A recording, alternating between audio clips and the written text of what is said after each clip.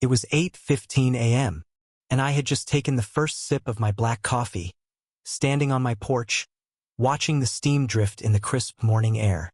That's when she marched into view, high heels clicking on the pavement like a metronome of chaos, phone raised like a weapon, her voice sharp enough to cut through the quiet. "Step away from the vehicle," she shouted, brandishing her phone as though it were some kind of badge. I blinked, caught mid-sip, looking from the mug in my hand to the perfectly legal, decently clean Ford F-250 parked in my driveway in my land. The woman shouting? That was Madeline Barksdale, self-proclaimed enforcer, Queen Bee of our neighborhood's homeowners association. Or, as the rest of us called it, the HOA. Now, what Madeline didn't know and what made this entire circus absolutely priceless was that I'm Sheriff Eli McCord. As in, the sheriff. Elected lawman of the entire county. Which meant when the real cops showed up later, they weren't asking me to move my truck. They were asking for my autograph. But let's rewind. The nonsense kicked off the way these things always do, with a piece of paper taped to something it had no business being taped to. In this case, the bright orange notice was plastered on my windshield, screaming in bold, capital letters, "Vehicle in violation. Unapproved commercial/military design." I laughed so hard I nearly dropped my mug. My truck? A commercial military vehicle? It was a standard-issue Ford pickup. No brush guards. No camouflage. No mounted artillery. It hadn't even moved in 2 days because I was on my first proper break in months. I scanned the area. Maybe someone was pulling a prank. Nope. Madeline stomped down the sidewalk like a mall cop in a power fantasy, her twin Pomeranians bouncing alongside her in matching hoodies with the HOA logo stitched in rhinestones. She pointed at my truck like it was a threat to national security. "You can't just park your command vehicle out here like this," she snapped, clipboard trembling in her grasp. "This is a residential neighborhood, not a police depot." I raised an eyebrow and gestured calmly to the driveway. "Pretty sure this is my house, my driveway, and yet me truck." Her nose wrinkled like I just insulted her interior design. "You're clearly in violation of HOA standards," she sniffed. "We've had multiple complaints." "Really?" I said, already knowing there weren't any. Most of the neighbors actually liked seeing my truck in the driveway. It made them feel safer, especially after the break-ins last fall on the north side. But Madeline didn't care about safety. She cared about control. The moment she saw a chance to assert dominance over the newest face on the block, she latched on like a tick on a hound dog. "Well," she huffed, "expect a citation by end of day." I gave her a smile. "I'm shaking." "Do what you gotta do, Madeline." Her eyes narrowed. "You'll regret messing with me. I'm calling the authorities."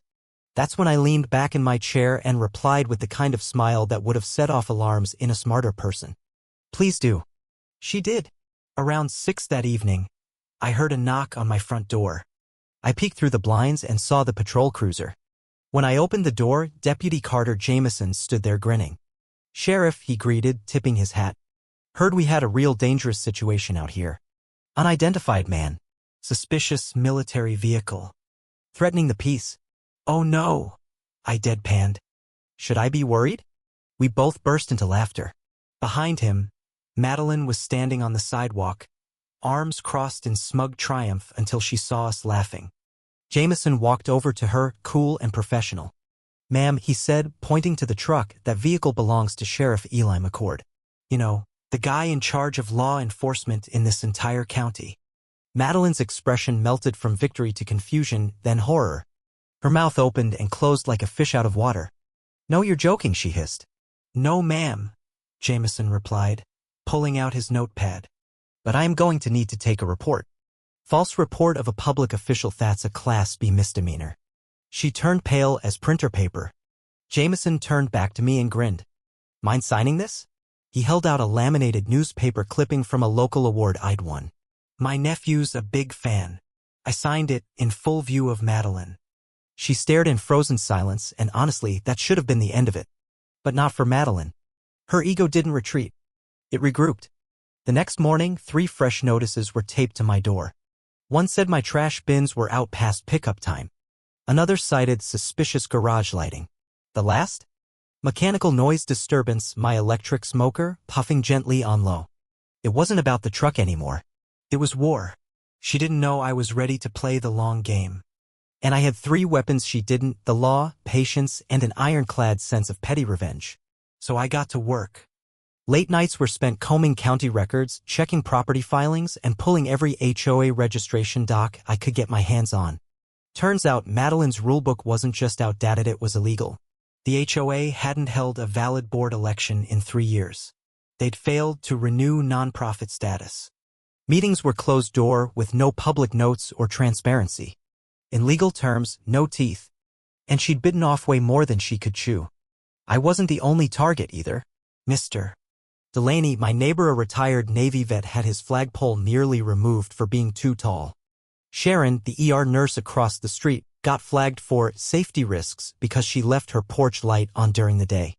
Raj got a citation for having too many chairs on his front porch. A lemonade stand got shut down for unauthorized commerce. A child's lemonade stand. That's when I knew this wasn't just a nuisance. It was a pattern. I called a few folks. Quiet conversations turned into private meetups. By the end of the week, we had a coalition. We gathered receipts, notices, emails, everything. Even Dylan, the teen skateboarder, got involved after catching video of Madeline bragging that she just made up rules to keep the wrong kind of behavior out. That clip? Pure gold. Meanwhile, Madeline escalated again, hiring a rent-a-cop security firm to install cameras aimed at my house and Raj's porch. No vote, no notice. One of the guards even snapped the gate latch leading to the community park. I had it all on video. That night, I knew it was time. We staged a neighborhood cleanup at the park. Trash bags and bottled water were just the cover story. What we really did was organize. We planned a coup. And Madeline? She kept digging. Days later, she sent a mass HOA email demanding every resident submit photos of their homes for harmony assessments within 72 hours. She had lost her mind. Then came the final blow-in official-looking letter delivered to my home, declaring I had 10 days to resolve all violations, or the HOA would place a lien on my property. That's when I wrote back.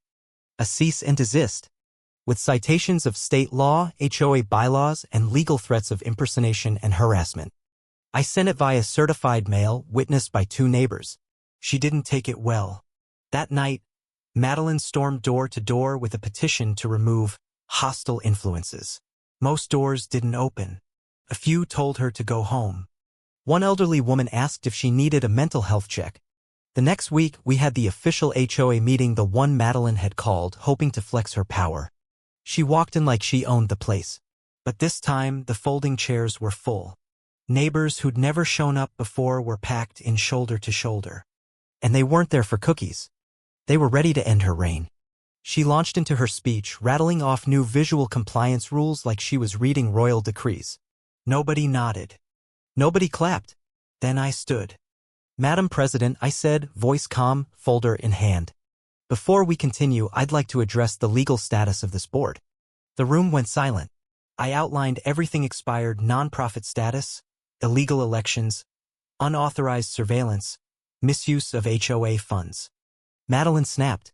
"This is outrageous. You're not a lawyer." "No," I replied. "I'm the county sheriff." You could have heard a pin drop. Then Sharon stood. I second the motion to dissolve this board. Applause erupted. Someone cheered. The other 2 board members slinked out the side door. Within minutes, we had a new interim committee. Elections were scheduled. New bylaws drafted. Madeline sat in stunned silence, binder forgotten at her feet. That would have been the end. But Madeline sued. Yes, really. She hired a lawyer who advertised discount divorces in the classifieds. Filed a lawsuit against me and the committee for harassment and defamation. The hearing lasted 30 minutes. The judge, a no-nonsense man I'd worked with dozens of times, dismissed the case with prejudice. Suggested Madeline be sanctioned for wasting the court's time. And then, the cherry on top. A state audit triggered by her lawsuit uncovered embezzlement, flyer costs for her dog grooming business, fake vendor reimbursements, even personal gas receipts. She was arrested. Mugshot in the paper. No smug grin this time. The neighborhood threw a block party the following weekend, not in celebration of her downfall, but in reclaiming our peace. Burgers were grilled. Kids rode bikes. Sharon sang Hit the Road Jack on a karaoke machine. As for me, I sat back with a soda, watching the neighborhood finally breathe again. And my truck? Still parked right where it belongs. Because around here, we don't answer to clipboards. We answer to common sense and the law.